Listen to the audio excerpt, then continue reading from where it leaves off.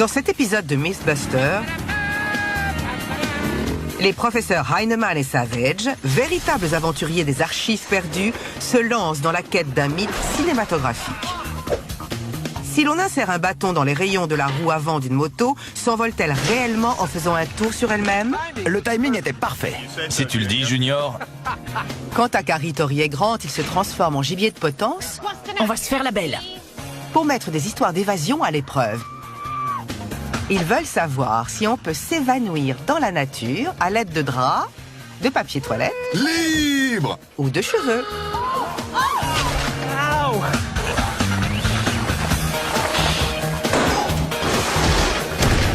Qui sont les Mythbusters? Adam Savage C'est la 4e dimension. et Jamie Heinemann. La douleur est ton ami. À eux deux, ils ont plus de 30 ans d'expérience dans le domaine des effets spéciaux. À leur côté, Gary Byron, Allons-y. Grant Imahara Attention, danger, danger. et Tori Bellucci. Tu veux jouer au dur, hein?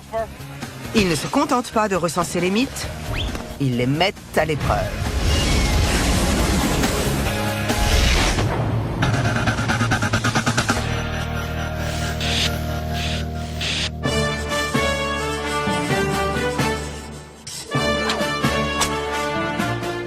Ne me dis rien. Indiana Jones? Ouais. Rappelle-toi cette scène d'Indiana Jones et la dernière croisade. Indy et son père sont en moto, pris en chasse par les nazis. Ils sont sur le point de se faire rattraper, mais Indy n'a pas d'arme. Alors il attrape une hampe, l'enfonce dans les rayons de la roue avant du nazi et... La moto s'envole, se retourne dans les airs et le nazi s'écrase. Exactement. Voilà notre mythe cinématographique. C'est une scène légendaire du grand écran. Les professeurs Jones, Junior et Senior, sont pourchassés par le Troisième Reich, à moto. Mais la hampe d'un drapeau inséré dans la roue avant de l'un des nazis permet à notre héros de s'échapper et de nous gratifier de son célèbre sourire hollywoodien. C'est un mythe très intéressant du point de vue de la physique. Quand on regarde la scène, elle a l'air tout à fait naturelle, mais elle amène une question. Est-ce qu'il est vraiment aussi simple que ça de transformer l'énergie horizontale en énergie verticale? On devrait l'analyser pour trouver ses composants de base, les tester séparément, tout remettre en place pour une expérience grandeur nature. Ça va être marrant. Ça fait des années que je n'ai pas fait de moto. Quand tu étais aux Hells Angels, Commençons par le commencement. Le mythe inclut une moto, il nous faut donc une... Voilà la moto. Exactement. elle est belle. J'ai traversé les États-Unis sur une moto comme ça. C'est vrai? C'est dingue le nombre de choses que j'apprends sur toi. Tu n'arrêtes jamais de me surprendre. C'est une monocylindre 4 temps. Le bruit du moteur n'a rien à voir avec celui d'un moteur moderne. C'est une moto à l'ancienne. Peut-être, mais les motos du film étaient de véritables machines de la Seconde Guerre mondiale. Je suis sûr que vous pensez qu'elle ne ressemble pas du tout à une moto d'époque. C'est vrai, parce qu'elle date de 1981. Mais c'est le modèle utilisé par les cascadeurs d'Indiana Jones et la dernière croisade. Ça signifie donc que pour nous, c'est le véhicule idéal pour tester ce mythe. Maintenant que cette question est réglée, l'expérience peut commencer. Adam et Jamie étudient le premier aspect du mythe. Comme il s'agit avant tout d'enfoncer une hampe de drapeau dans les rayons d'une roue, il faut qu'on voit à quelle vitesse on peut enfoncer le bâton. Une fois qu'ils connaîtront la vitesse d'un lancer de hampe de drapeau, Bien joué! ils pourront calibrer le reste de l'expérience en fonction de cette vitesse. Ça me fait marrer de te voir te donner autant de mal.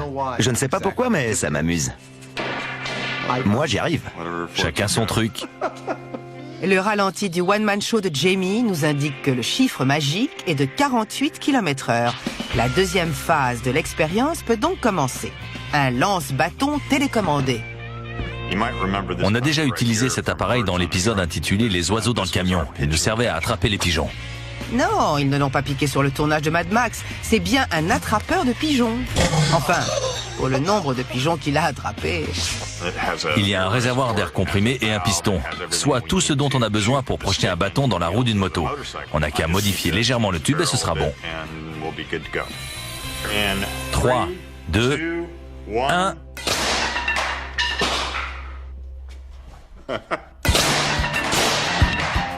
Ça m'a semblé un poil plus rapide que 48 km/h.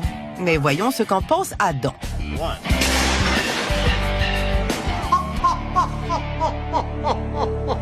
Un poil trop rapide, non? Oui, c'est ce que je viens de dire. Pas de blessés? C'est dangereux.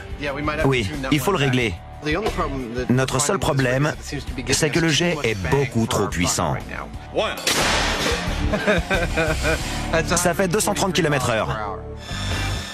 Pour descendre à la vitesse recherchée, qui est de 48 km/h, C'est bizarre comme bricolage. ils ajoutent un tuyau pour réduire la pression. Mise à feu dans 3, 2, 1.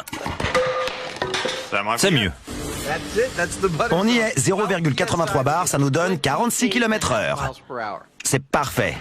C'est difficile à résumer, mais après avoir démoli leur bloc de bois amortisseur, ils ont enfin réussi à projeter une hampe de drapeau à l'aide d'un ex-attrapeur de pigeons et à une vitesse réaliste.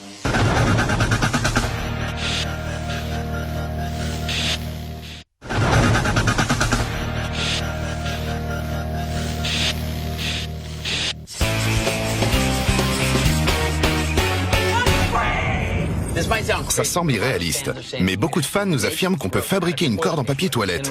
Une corde assez solide pour descendre le long du mur d'une prison. Du papier toilette, tu rigoles? Avant ça, je crois qu'on devrait essayer le grand classique. Une corde avec des draps. Et on pourrait faire la version conte de fées, une corde tissée à partir de cheveux. Toute évasion digne de ce nom comporte une descente vertigineuse. Tous les moyens sont bons, y compris ceux cités par les fans. Des condamnés nostalgiques du grand air se seraient échappés de leurs cellules à l'aide de cordes artisanales faites avec du papier toilette ou avec des draps. Si vous ajoutez à cela les longues tresses de réponse, cela fait 3 moyens tirés par les cheveux à essayer. Comment est-ce qu'on procède? On choisit un matériau chacun, on fabrique une corde et on voit qui réussit à faire le mur. Que la meilleure corde gagne. À voir le plan de Carrie, on se dit qu'elle a de quoi se faire des cheveux. C'est vraiment dégoûtant. Un carton rempli de cheveux. Marès du matériau le plus bizarre, 50 queues de cheval faites de véritables cheveux. On doit s'évader d'un bâtiment de 14 étages. Je dois donc fabriquer une corde de 42 mètres de long. La difficulté ne devrait pas venir de la résistance des cheveux, parce qu'ils ont l'air très solides, mais des raccords entre les cheveux. Il faut que je trouve un moyen de les nouer ou de les tresser pour les empêcher de se détacher et éviter de faire une chute de 30 mètres. C'est dégoûtant. La méthode de Grant est un peu plus conventionnelle. Un grand classique des films d'évasion. Pour une authenticité maximale, je me suis fait envoyer ces draps de la prison du comté d'Alameda. Ce sont de véritables draps de détenus. Grant mise sur l'authenticité, mais également sur la simplicité. Je les étends dans le sens de la longueur, ce qui me donne 2,10 mètres. Ensuite, je les roule pour leur donner une forme de corde et je les noue entre eux. Et enfin Tori, qui se heurte à de gros problèmes de résistance avec le papier toilette simple épaisseur que l'on trouve en prison. Vous voyez, c'est pas assez solide. Mais c'est un garçon plein de ressources. Le papier toilette a des petits pointillés prédécoupés qui permettent de prendre une feuille à la fois. Ça le fragilise beaucoup, mais je pense qu'en le roulant, j'obtiendrai la résistance supplémentaire dont j'ai besoin. Regardez, la même longueur de papier toilette enroulé supporte le poids de 3 kilos. C'est comme ça que je vais fabriquer ma corde en papier toilette.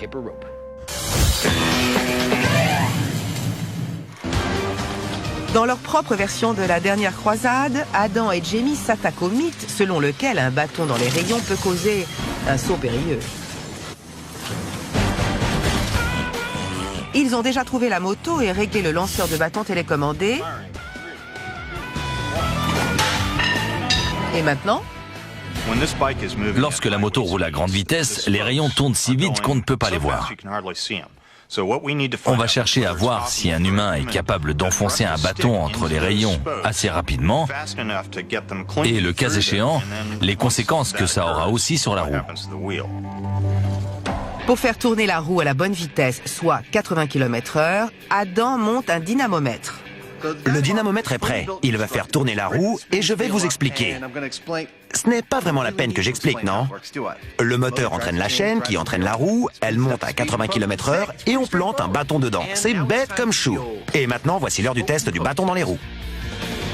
La moto est immobile, car le test porte sur l'espacement entre les rayons, pas sur l'envol. Ça va être marrant. Un bâton lancé à une vitesse réaliste réussira-t-il à pénétrer dans la roue? 3, 2, 1... À première vue, non. Je suis un peu déçu. Le bâton a rebondi. Après un deuxième essai dans les mêmes conditions qui produit le même résultat, ils se disent qu'ils ne prennent pas le problème par le bon bout. Pour le bâton comme pour la roue. Il faut peut-être viser plus vers l'arrière. Comme dans le film, il visait à 3 heures. Mais comme le démontre le dernier test, le temps que les rayons tournent jusqu'à 10 heures, le bâton est ressorti. Troisième essai, mais cette fois-ci, il vise à 9 heures. Mise à feu dans 3, 2, 1... Parfait. Pénétration, arrêt de la roue et cerise sur le gâteau, de beaux dégâts. Il y a de la casse. On a réussi à arrêter la roue avec un bâton, c'est super. Ça représente 7 kilos roulant à 80 km/h qui s'arrête net. Mais c'était un test statique. Une fois en marche, le poids sera des dizaines de fois plus important, sans compter le pilote. Et c'est tout ce poids qu'il faudra stopper. Place à l'expérience grandeur nature, qui va se dérouler à peu près comme ceci. Une fois la commande enclenchée, la moto, avec Buster en selle, se mettra à rouler toute seule, ce qui déclenchera l'appareil de jet qui lancera le bâton dans les rayons. Et pour que les choses prennent la bonne direction, Adam réinvente la roue. On peut identifier un premier problème en étudiant les images. Vous avez vu ça? Une roue équipée d'un moyeu et de rayons, ce n'est pas le matériel idéal pour insérer un bâton, parce que les rayons sont trop fragiles. Ce qu'il nous faut, c'est une roue assez solide pour supporter les tests répétés qu'on va lui faire subir. Et pour cela, on va utiliser de l'acier. On a fait découper 2 cercles dans une plaque d'acier de 6 mm d'épaisseur.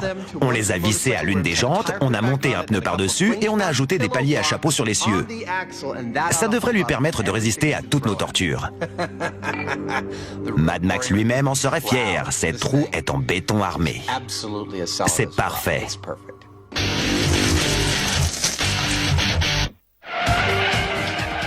Pour le mythe de l'évasion, J'aurais vite fait de sortir. Grant Ironman Imahara, On va se faire la belle. Carrie Doigt de Fée Byron C'est un coup monté! et Don Salvatore Bellecci vont se faire enfermer dans le but de s'évader. Prisonnier, en cellule. Ils cherchent à savoir s'il est possible de s'évader avec des cordes faites en drap, en papier toilette et en cheveux. Ce sont des cheveux que j'ai ramassés dans les douches et que j'ai volés sur mes codétenus. Je suis sûre que je vais réussir à fabriquer une corde et à m'évader. Mais même s'ils sont forcés d'utiliser des matériaux authentiques de prison, Gardien, j'ai la diarrhée! J'ai besoin de papier toilette! ils sont libres de préparer leur évasion en dehors de leur cellule. Ils le font à l'atelier où Tori a découvert que le papier simple épaisseur est plus solide une fois roulé.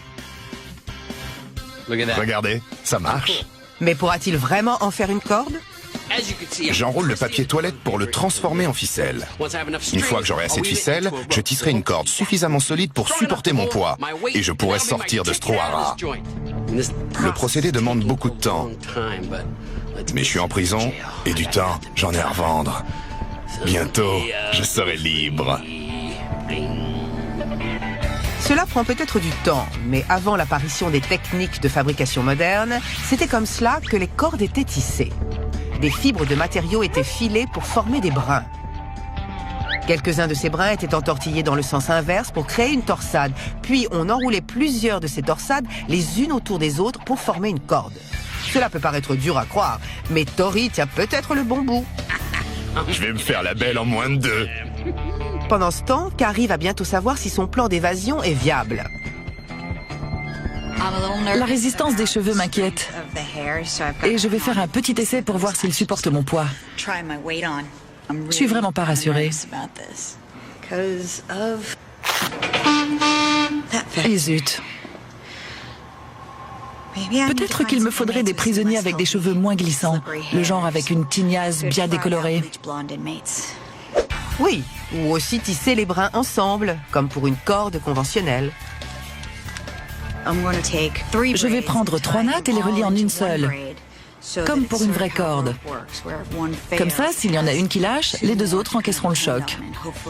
Malheureusement, je commence à avoir les mains ankylosées à force de faire des nattes. Ce qui nous laisse Grant le vénard avec un matériau presque prêt à l'emploi. Le drap, c'est magnifique. Il n'y a qu'à se rendre à la blanchisserie de la prison et à en voler autant qu'on en veut. Il ne faut pas un siècle pour en faire une corde. Ça prend quelque chose comme 2 heures. Et voilà, à vous la liberté. La version papier toilette prend, elle, infiniment plus de temps. Je vais bientôt prendre mon envol. Pour accélérer la manœuvre, notre criminel débrouillard se sert de sa cervelle pour tisser plusieurs brins à la fois. En trichant. J'ai pris 5 épaisseurs de papier toilette que j'ai enroulé pour créer ceci. Maintenant, je vais enrouler 3 brins comme celui-ci pour tisser une corde qui devrait supporter mon poids. Pendant ce temps, Grant vérifie la résistance des draps. C'est un drap standard de la prison du comté d'Alameda. J'ai fait un nœud et j'ai suspendu 68 kilos au bout, l'équivalent de mon poids. Comme vous pouvez le voir, pour l'instant, ça tient le coup. Dans la cour, Tori fait son propre test de solidité. Ça marche! Carrie, en revanche, en est toujours à tisser et à natter ses brins. Ce n'est pas tant la charge de rupture des cheveux qui l'inquiète que la solidité des nœuds entre les différentes sections. Après tout, la kératine, la principale protéine des cheveux, est aussi solide qu'un ongle. Elle est aussi à la base des cornes, des griffes et des sabots. Mais le tout est de savoir si elle peut aussi être utilisée comme corde. Jamie et Adam lâchent les chevaux. Un poil trop rapide, non? Ils travaillent sur un mythe du cinéma selon lequel une moto s'envole si on insère un bâton dans sa roue avant. Mais le projet promet d'être ardu. Pour réaliser cette expérience grandeur nature, il faut qu'on puisse maintenir la moto droite et la lâcher exactement au bon moment. On va fabriquer une remorque qui lui permettra de rouler normalement. On la lâchera en appuyant sur un bouton et une fois hors de la remorque, on enverra le bâton dans les rayons de la roue avant. C'est un projet de très grande ampleur. Et quel meilleur moyen qu'un petit montage pour illustrer le passage du temps. Et quelques centaines de coups de marteau plus tard, l'expérience est prête à commencer. Mais pour cela, Je t'aurais pas épousé si j'avais su que tu pesais autant. l'équipe doit changer de décor. Prêt? Ouais, en route. L'endroit qu'ils ont choisi est, oh surprise, la piste désaffectée d'Alameda. Belle journée pour un accident de moto. Oui. Allons-y. Pendant que Jamie remonte la remorque de largage, Adam refait une petite beauté à la moto pour sa grande scène. Puis, habille Buster, Salut gamin. la future victime avec une tenue assortie à la moto. Tu pars pas en prison, tu vas prendre l'air. La moto de Buster est fixée à la remorque et l'expérience peut commencer. Ça a l'air simple, mais le système est plus compliqué qu'il n'y paraît. Il y a beaucoup de petits détails dont nous ignorons la réaction pendant l'accélération. C'est par ça qu'on va commencer. Faire monter l'ensemble à 80 km/h pour voir ce qui se passe. Mais dès le démarrage, Buster semble avoir un petit coup de fatigue. C'est embêtant. C'est ce qu'on voulait voir. Pour ceux qui suivent, voici ce qu'on essayait de faire et ce qui a cloché. La moto était tirée par le guidon. Quand on pilote une moto, c'est le meilleur moyen de la diriger. Mais quand on la tire, le point de traction est situé derrière l'axe. Ça complique beaucoup les choses, parce qu'au premier truc qui ne va pas, la moto fait tout pour ne pas aller droit. Il penche lentement. Ouais. On va donc modifier le système pour que le point de traction se situe juste sur l'axe. On va insérer une tige métallique de 60 cm et la poser sur un petit support. C'est trop, recule. Le mécanisme de libération n'a pas changé. Et ce système devrait permettre à la roue d'avancer tout droit. Et à nous de malmener la moto jusqu'à ce soir. Après plusieurs heures de travail acharné, la crise est résolue D'où je suis, ça a l'air bon. et Adam retrouve le sourire. Le nouveau système est en place. On va l'accrocher au camion et entamer notre premier essai. C'est super d'avoir pu résoudre ce problème sur le terrain, avec juste quelques petits bouts de métal. J'ai un bon pressentiment. Encore faut-il que ça fonctionne. Le camion monte à 40 km/h Ça a l'air d'aller. et Buster reste bien droit et ne dévie pas d'un pouce de sa trajectoire. On a eu quelques soucis. On a dû bricoler la remorque. Et maintenant, on va pouvoir entrer dans le vif du sujet. Entrez dans le vif! Les cheveux sont nattés, le papier toilette est torsadé et les draps sont roulés et noués. Nos prisonniers pleins de ressources sont prêts à jouer les filles de l'air. Voici d'où ils vont s'évader. La prison du tribunal du comté d'Alameda. Ils doivent descendre du toit en rappel en n'utilisant que leurs cordes artisanales. D'accord, ça suffit. Ok, c'est le moment de vérité pour notre matériel d'évasion. Nous avons des cheveux, du papier toilette et le grand classique, les draps. Comme c'est ta solution qui est la plus susceptible de marcher, tu vas passer en premier. Et on en profitera pour tester le mécanisme de sécurité des SWAT. Pas de problème. Bonne chance. D'accord. Liberté! Liberté! Bien joué. Ça me plaît qu'il passe en premier. Grant, le cobaye désigné volontaire, est le premier à se lancer. Mais ne vous inquiétez pas, il est en de bonnes mains. Jack Tucker et Mike Norton sont des spécialistes des descentes en rappel chez les SWAT. Et ils ont installé un système de cordes et de harnais qui devrait permettre à Grant de descendre sans aucune assistance, sauf s'il tombe. J'ai une entière confiance dans les SWAT. Ils ont deux spécialités, le rappel et les interventions musclées. Donc je me sens en parfaite sécurité. Oui, ça se voit. Ça fait monter l'adrénaline. On ne voit pas les choses sous le même angle depuis le toit.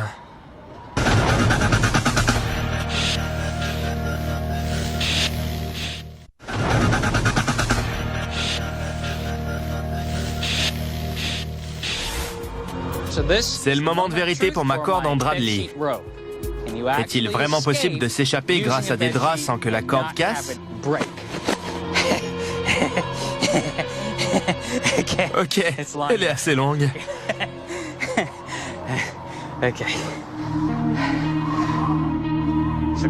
Un observateur attentif remarquera que je porte un harnais de sécurité par-dessus ma tenue de prisonnier. Ce qui est important, c'est de savoir qu'il ne servira que si la corde casse ou si je rencontre un problème. C'est bon, je suis prêt.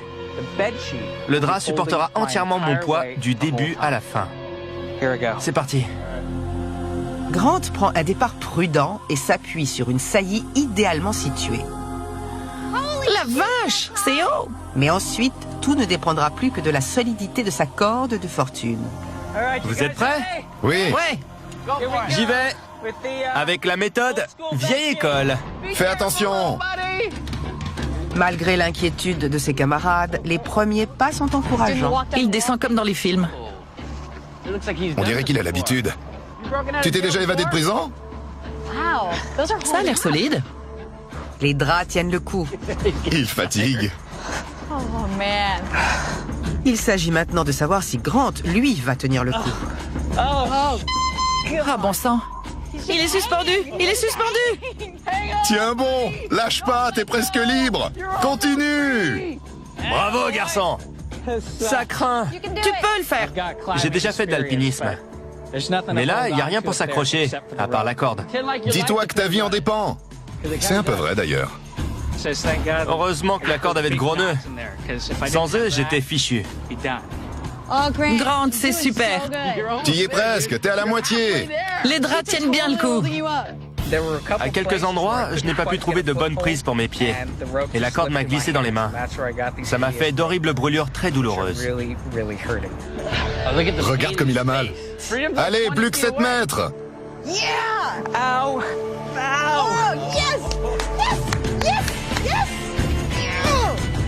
Lâche tout, t'y es. Ouais, t'es libre. Je suis libre! Mythe confirmé!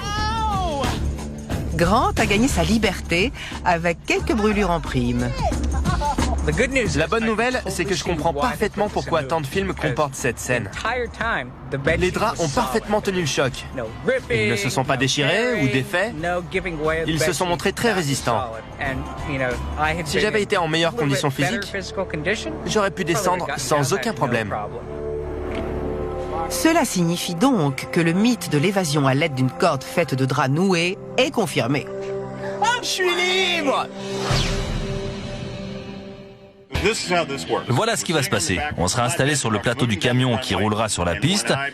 Et quand j'appuierai sur ce bouton, je déclencherai des événements en chaîne. Des électrons seront envoyés le long de ce câble. Ils fonceront vers le moteur pour le mettre en marche. Le moteur monté sur notre système artisanal destiné à garder la moto à la verticale fera tourner cette tige filetée. La tige est fixée au centre du guidon par un écrou. Et lorsque l'écrou se détachera, cela libérera la moto. La libération enclenchera ce petit interrupteur en cuivre qui enverra alors un signal à cette soupape de 5 cm qui contient une pression de 1,76 kg par centimètre carré dans ce réservoir d'accumulation qu'on a fabriqué. Une fois relâché, l'air passera par ce tuyau flexible jusqu'au canon derrière le bâton.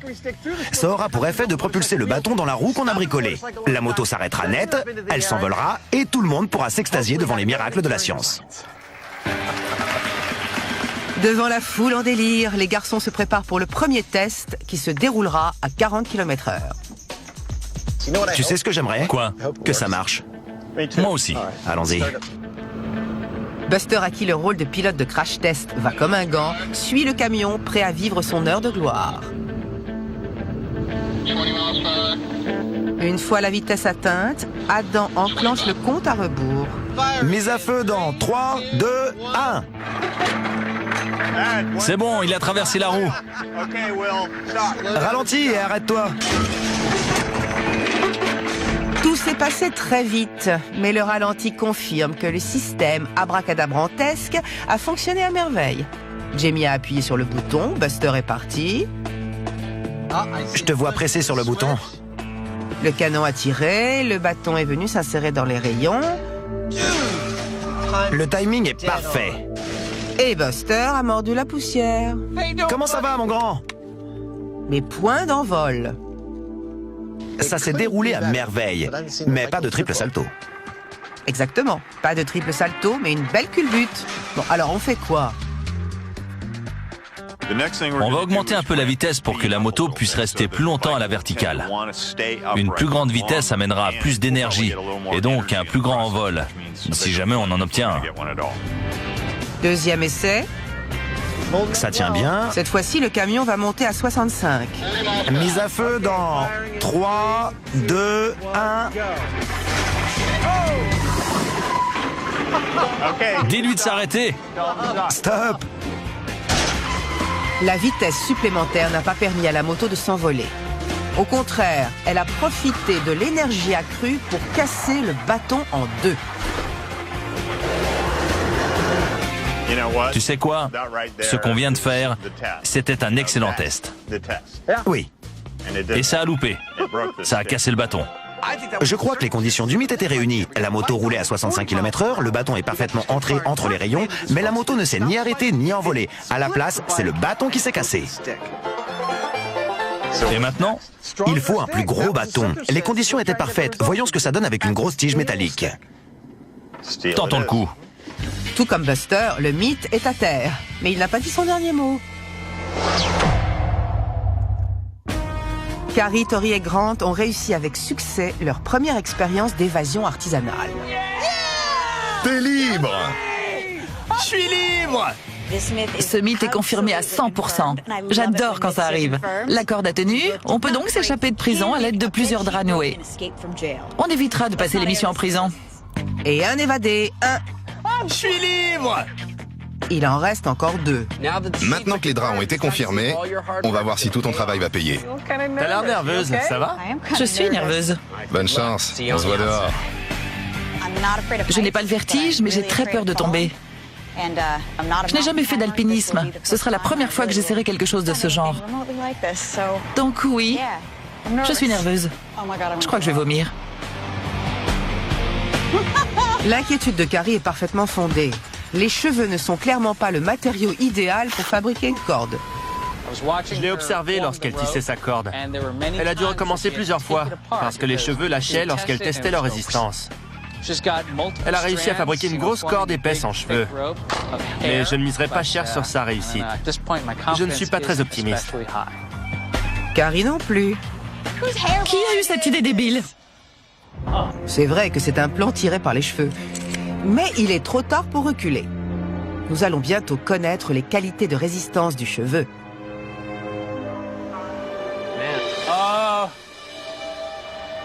Jusque-là, c'est plutôt bien. Les cheveux tiennent le coup. C'est incroyable ce qu'ils sont solides. Cela défie l'entendement, mais la descente de Carrie n'est assurée que par une immense tresse de 40 mètres de long. Tout va bien? Je vois des fourches. T'aurais dû mettre de l'après-shampoing. C'est pas drôle. Esthétique capillaire mise à part, la descente de Carrie se passe incroyablement bien. T'es presque libre. La solidité apportée par les triples nattes semble avoir résolu le problème de résistance des nœuds. Et la technique utilisée par Carrie, qui se laisse glisser le long de la corde, se révèle parfaite. Libre. T'as réussi, ça a tenu. Je dois avouer que j'en reviens pas. J'ai les mains toutes raides. Cette corde est faite de cheveux tressés. Quand on tire dessus, elle est un peu élastique. C'est dingue. Mais c'est efficace. Dégoûtant, mais efficace. J'ai eu la trouille. Et les cheveux n'ont pas lâché. J'arrive pas à y croire. Je glissais, j'empoignais un nœud, je reglissais, j'empoignais un nœud. Et j'avais toujours l'impression que le nœud était en train de se défaire. Le seul moment où je me suis fait des cheveux, si j'ose dire, c'est vers le milieu, où il y avait une portion très fine, et où j'ai vu un cheveu qui se désentortillait comme ça. Au ralenti. Quand j'ai vu ça, je me suis mise à descendre plus vite. Quand je suis arrivée près du sol, dans les 30 derniers centimètres, j'ai un peu senti que ça lâchait. Mais c'était le seul moment où j'ai eu cette impression. Sinon, j'ai pu descendre du toit grâce à la seule résistance des cheveux. Incroyable mais vrai. Mais contrairement au drap, l'équipe rechigne à dire que le mythe est confirmé. Ça marche. Les cheveux n'ont pas cassé. Ce n'est pas la technique la plus pratique, mais si vous arrivez à vous procurer tous ces cheveux et à tresser une natte géante, vous pouvez fabriquer une corde et vous évader. D'accord. Mais à moins de vous appeler Ray Ponce, vous risquez d'avoir un peu de mal à trouver la quantité de cheveux nécessaire. Cela dit, les cheveux peuvent bien être utilisés pour fabriquer une corde. Pendant ce temps, sur le mythe de la moto, Adam et Jamie s'amusent comme des petits fous. Elle ne s'envole pas. Mais pour l'instant, la moto n'a pas encore réussi à décoller du moindre centimètre. On peut s'arrêter. Ils décident donc de durcir un peu les choses. À 65 km/h, le noyer blanc ne fait plus l'affaire. Cette fois-ci, on va utiliser un tube en acier. Il est environ 8 fois plus lourd et le résultat devrait être assez violent. Mais le poids supplémentaire nécessite quelques ajustements. Je vais augmenter la pression jusqu'à 5,51 bars au lieu des 1,38 ou 1,72 qu'on utilisait jusque-là. Je vais aussi lubrifier le tube. Et vu qu'on a oublié le saindoux, on va prendre le reste de mayonnaise de notre déjeuner. Parfois, un peu de lubrifiant permet de tout arranger. Ça me fait tout drôle. Après avoir bien lubrifié le tube en acier, les garçons sont prêts à entamer ce qu'ils espèrent être le dernier essai. J'espère que c'est le bon. Soit la moto s'envole, soit ça prouve une bonne fois pour toutes que c'est impossible. Pourvu que ça marche. Qu'est-ce qui pourrait clocher? Tellement de choses. Si tout se passe comme prévu, Buster devrait bientôt connaître les joies du vol libre, avec atterrissage en catastrophe.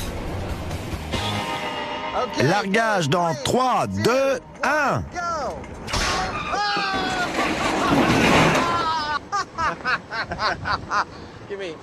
Top là! Le système fonctionne une nouvelle fois à la perfection et notre duo est plutôt content de lui. Ça a marché comme sur des roulettes. Ça n'aurait pas pu être mieux. C'était parfait. Mais pas d'envol. Non, le pneu a dérapé. On ne pourra pas faire mieux. L'énergie horizontale ne s'est pas transformée en énergie verticale. C'est tout à fait logique, maintenant que je l'ai vu de mes yeux. On peut arrêter net la moto de son ennemi si on a un tube en acier, mais il n'y aura pas de saut périlleux. Le résultat, ce sera exactement ça. C'était efficace. Génial. Le point le plus important de cette expérience, c'est la traction entre cette roue et le bitume. Bien joué, Buster. Si vous arrêtez net la roue, comme cela se produit si vous insérez un tube dans les rayons, elle va déraper. Le pilote va perdre le contrôle de la moto, la roue perdra toute son adhérence et la moto tombera. Mais elle ne s'envolera pas comme dans le film. C'est jouissif. Pour Buster, malgré la maillot, pas de triple salto. Tu sais ce qu'il nous reste à faire? Il faut qu'on parvienne à faire un saut périlleux à une moto. Par n'importe quel moyen. On doit finir là-dessus. Physique 1, cinéma 0. Retour à l'atelier pour solder le compte et étudier la physique des effets spéciaux. Si on regarde la scène attentivement, on voit qu'elle a fait l'objet d'un montage astucieux. Quand la moto s'envole, elle est parfaitement immobile. Si j'avance de quelques images, on peut voir une petite explosion en dessous. C'est un tour de passe-passe hollywoodien classique. Oui, si on veut faire ça à la sauce hollywoodienne, il va nous falloir des explosifs pour que la moto s'envole. Un Big Bang. Exactement. La solution, de la dynamite. Nos spécialistes des effets spéciaux se mettent donc au travail dans cette optique. C'est ce qu'on appelle un mortier. C'est grâce à ça que la moto va réaliser ce qu'on n'a pas réussi à faire avec le bâton dans les rayons. On va le remplir de poudre, l'installer sous la moto et à la mise à feu, il enverra la moto tournoyer dans les airs.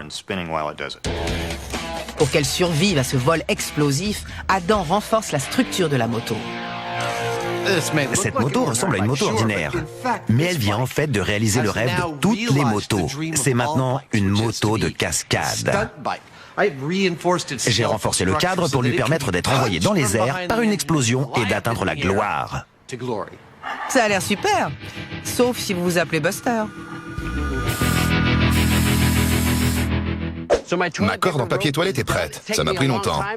On dirait vraiment de la corde, mais ça reste du papier toilette. J'espère qu'elle sera assez solide pour soutenir mon poids. Ses chances sont en papier. Son moyen est aussi mince qu'une feuille. Déguerpissons avant qu'on nous passe la camisole. Évasion avec du papier toilette. L'idée la plus bête de toute l'histoire. Mais non! T'en as déjà eu des plus bêtes! Si je survis, je te botte les fesses. Le premier pas est le plus dur. Le premier pas est aussi l'instant crucial où tout le poids de Tori n'est plus soutenu que par du papier toilette. Oh la vache! Tout se passe comme prévu, à peu près. Le papier toilette, c'est pour se torcher les fesses, pas pour descendre une façade en rappel. Le plus gros problème du papier toilette, c'est qu'il glisse entre les mains. Ça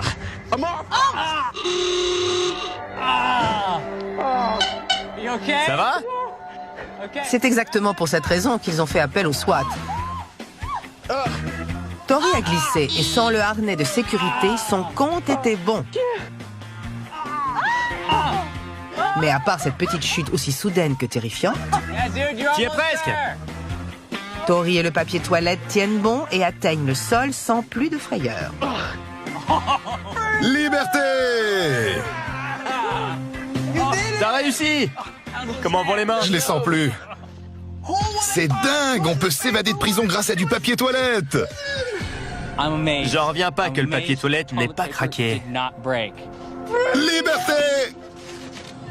Enfin, pas pendant sa descente. Je suis libre. Je peux pas marcher, mais je suis libre. La corde a cassé, mais pas pendant le test, et Tori donne donc son feu vert au papier toilette. Je suis totalement convaincu qu'une corde en papier toilette est un moyen plausible de s'évader de prison. Vous avez vu? Ça n'a pas cassé. Elle s'est beaucoup étirée, mais elle n'a pas cassé. C'est dingue, du papier toilette. Ça a marché. On est libre! C'était dingue! Deux plausibles et un confirmé.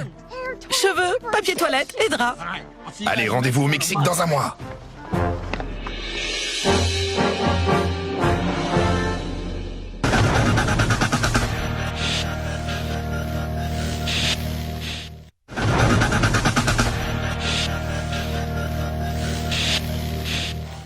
Nous revoilà.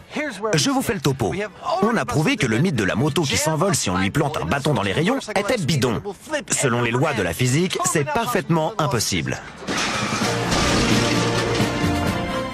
Nous allons maintenant essayer comme à Hollywood avec notre outil préféré, les explosifs. Et comme à Hollywood, les présentateurs un peu déjantés se déguisent comme leur héros préféré, je peux seulement le faire claquer comme ça, je connais pas d'autre moyen. Aïe. Et font semblant d'être dans leur film préféré. Allez, au boulot.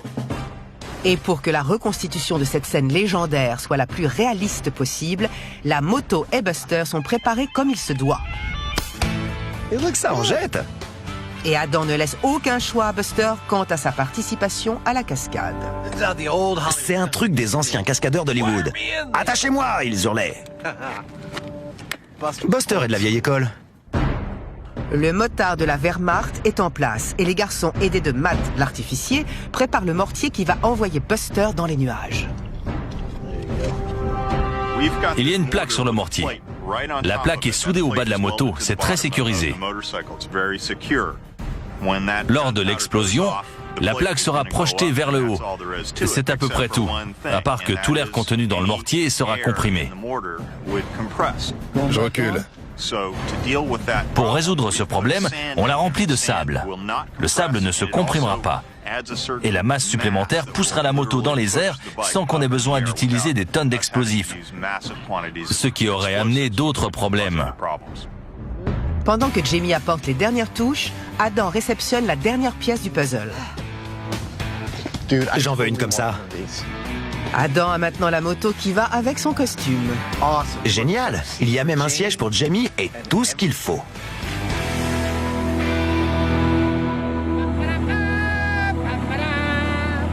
Adam réalise enfin un de ses rêves. C'est le pied intégral. Maintenant que Adam s'est bien défoulé, la cascade peut commencer. C'est mieux que Disneyland. Voilà comment va se dérouler notre scène à gros budget. Jamie et moi allons démarrer une trentaine de mètres derrière la moto. On va passer à côté et une fois 30 mètres devant, Matt va déclencher l'explosion. Buster va s'envoler et faire un saut périlleux. Et grâce à son téléobjectif, la caméra va donner l'impression qu'on est beaucoup plus près de l'explosion qu'on ne l'est en réalité. T'es prêt? Un peu d'aventure, ça te tente? Ok, c'est parti.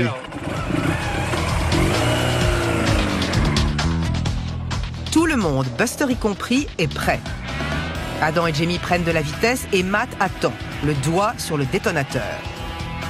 Pour que la prise soit réussie, le timing, l'angle de la caméra et l'envol de la moto doivent être parfaits. Ça n'aurait pas pu mieux se dérouler. Le timing était parfait. Si tu le dis, Junior. Voyons le ralenti. La charge du mortier explose au 10e de seconde près. Et Buster, le motard nazi à qui Indiana Dan a planté un bâton dans la roue avant, fait un vol plané par-dessus son guidon. Génial. Jolie pirouette.